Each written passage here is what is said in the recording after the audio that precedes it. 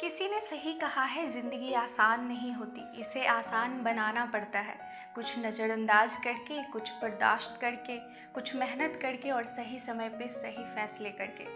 Hello everyone, आपके साथ मैं हूँ शिवानी, आपकी प्यारी सी दोस्त। यह बात है संत एकनाथ की, जो महाराष्ट्र के जाने माने प्रसिद्ध संतों में से एक थे।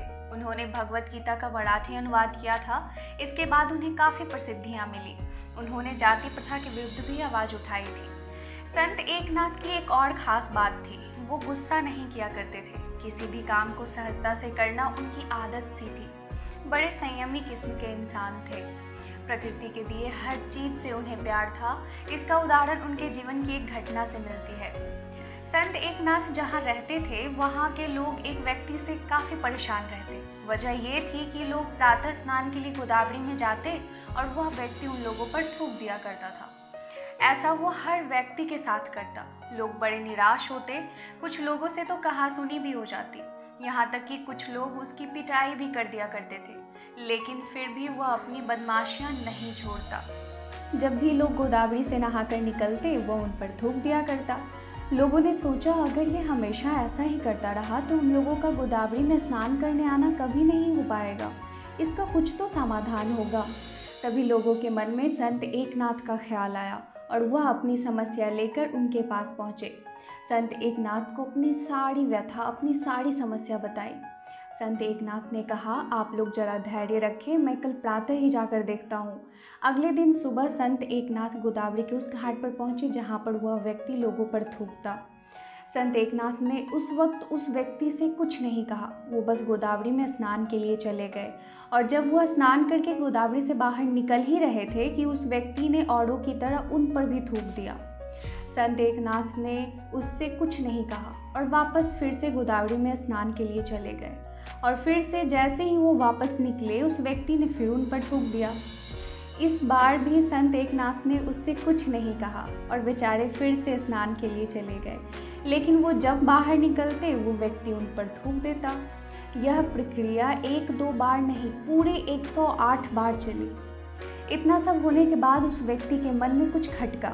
उसे एहसास हुआ कि ये कोई साधारण व्यक्ति नहीं हो सकते, जिसके पास इतना धैर्य हो, इतना संयम हो।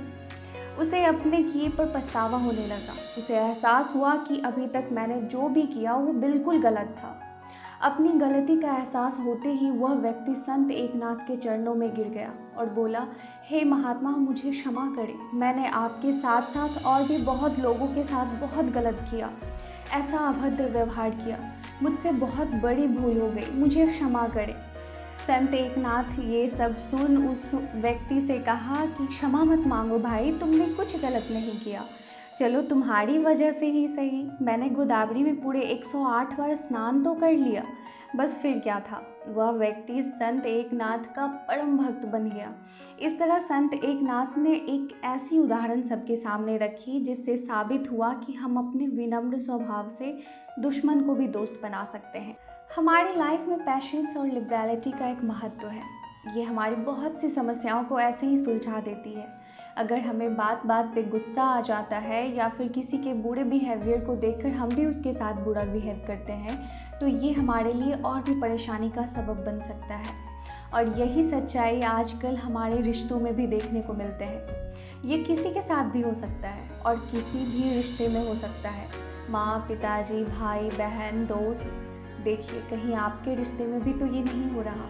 अगर सामने वाला ज़िद्दी है, अगर सामने वाला अपनी आदतें नहीं छोड़ रहा, तो आप थोड़ा बर्दाश्त कर लें, आप थोड़ा पेशेंस रख लें। एक वक्त ज़रूर आएगा जब उन्हें एहसास होगा कि उनकी ज़िद, उनका गुस्सा बेवजह था। अगर हम समझदारी से काम लें तो अपने अच्छे व्यवहार से दुश्मन को भी बदल सकते हैं। ये तो हमारे प्यारे से रिश्ते ही हैं।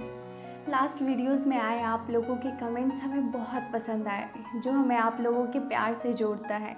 आई am very thankful to all of you and lots of love. अगर कहानी अच्छी लगी तो इसे लाइक कर दीजिए और भी ऐसी कहानियाँ सुनने के लिए चैनल को ज़रूर सब्सक्राइब कर लें। और हाँ, साथ में बेल आइकन भी प्रेस कर लीजिए ताकि मेरे आने का नोटिफिकेशन आपको सबसे पहले मिल जाए। शुक्रिया एंड लॉट्स ऑफ लव।